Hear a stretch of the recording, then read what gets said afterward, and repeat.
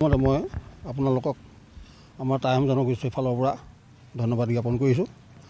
বিশেষকৈ আমি এজাহাৰটো এই কাৰণে দিবলগীয়া হ'ল, কাৰণ আজি কিছুদিনৰ পৰা শ্ৰীমন্ত শংকৰদেৱ সংঘৰ পদাধিকাৰী হওক বা তেওঁলোকৰ প্ৰত্যেক শাখা কমিটি আঞ্চলিক কমিটিবিলাকে আমাৰ টাইম জনগোষ্ঠীৰ কিছুমান কৰ্মত সদায় ব্যাঘাত জন্মাই আহিছে। আজি 2 বছৰৰ আগত আমাৰ উপৰিপুৰুষৰ যিটো আমাৰ কৃষ্টি সংস্কৃতি, আমাৰ চকলং বিবাহ হওক, মেডাম মেফি হওক, প্ৰত্যেকটো অনুষ্ঠানত তেওঁলোকে হেঙা হিচাপে আমাক থিয় দিয়ে। এখন চকলঙত উপস্থিত থকাৰ কাৰণে সেই মানুহ 4 ঘৰক তেওঁলোকে বহিষ্কাৰ কৰিছে। তাৰপিছত আকৌ তেওঁলোকে কৰে কি, জৰিমনা এটা দিলে আকৌ তেওঁলোকৰ লগত লৈ লয়। এইটো ধন ঘটা সংঘ নে নাই সমাজ গঠন কৰা? এতিয়া অলপতে এই যোৱা মেডাম মেফিত গহপুৰৰ এজন চন্দ্ৰ বৰুৱা বোলা এজন ব্যক্তিক মেডাম মেফিত উপস্থিত থকাৰ কাৰণে তেওঁলোকে বহিষ্কাৰ কৰিলে। আকৌ কৈছে যে তেওঁ অলপ অনুতপ্ত হৈ 500 টকা জৰিমনা ভৰিলে তেওঁক আকৌ বোলে লগত লৈ ল'ব। কিন্তু আমাৰতো তেনেকুৱা সংস্কৃতি নাই। মেডাম মেফিটো আমাৰ অপসংস্কৃতি নহয়।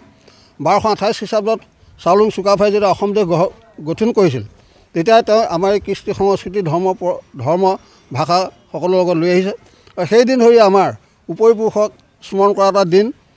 আমি তেওঁলোকক স্মৰণ কৰোঁ, তেওঁলোকক আমি তৰ্পণ কৰোঁ।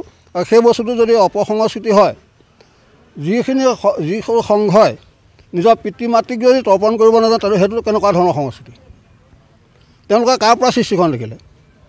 যাৰ পৰা সৃষ্টিখন, তেওঁলোকক যদি তেওঁলোকে বছৰৰ কৰ্মত যদি স্মৰণ নকৰে বা তেওঁলোকক যদি স্মৃতিতমান নকৰে, তেতিয়াহ'লে সেইখন সংগঠনৰ লগত মানুহ জীয়াই থাকিব নোৱাৰে।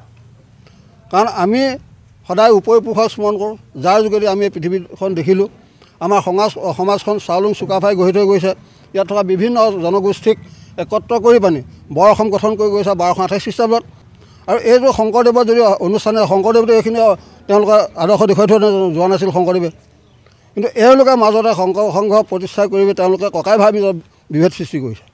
কাৰণ আজি সংঘত থাকিলে মানে অন্য কৰ্ম যদি কৰে, তেতিয়া তেওঁ ককাই ভাইৰ লগত একেলগে খাব নোৱাৰে, তেওঁ যাব নোৱাৰে। তেওঁলোকে একতা গঢ়িছে নে তেওঁলোকৰ সমাজত ভাঙিছে? আৰু এইখন সমাজত দেখিবলৈ পোৱা গৈছে, আমি এটা কথাই ক'ম, তেওঁলোককো ক'ম আৰু সকলোকে ক'ম, আপুনি চাব এটা কথা, বাঘ সিংহ যিমানে লঘোণত থওক, কিন্তু সি ঘাঁহ নাখায়। গতিকে আমাৰ জনগোষ্ঠীটো হ'ল কি, আমাৰ উপৰিপুৰুষৰ অতীতৰ পৰাই আমাৰ কিছুমান খাদ্য পৰম্পৰা আছে, আমাৰ ভাষা আছে, সংস্কৃতি আছে। প্ৰত্যেকটো অনুষ্ঠানতে আমাৰ উপৰিপুৰুষক তেওঁলোকে দেখুৱাই থৈ গৈছে। কাৰণ যেনেকৈ বাঘ সিংহ ঘাঁহ নাখায়, ঠিক তেনেকৈ আমাৰ মানুহখিনি এটা স্বাধীন চিতীয়া মানুহ, শক্তিশালী এটা 17 বাৰকৈ দিল্লী শাসন তাক পৰাস্ত কৰি দেশখন সুস্থিৰ কৰি ৰাখিছিলে, স্বাধীন হিচাপে ৰাখিছিলে। সেইখন ৰাজ্যত এতিয়া সংঘই যদি এনেকৈ বিভেদ সৃষ্টি কৰি থাকে, তেতিয়া সমাজখন ভালে জীয়াই থাকিবনে? জাতিটো এক হৈ থাকিবনে? কেতিয়াও নাথাকে।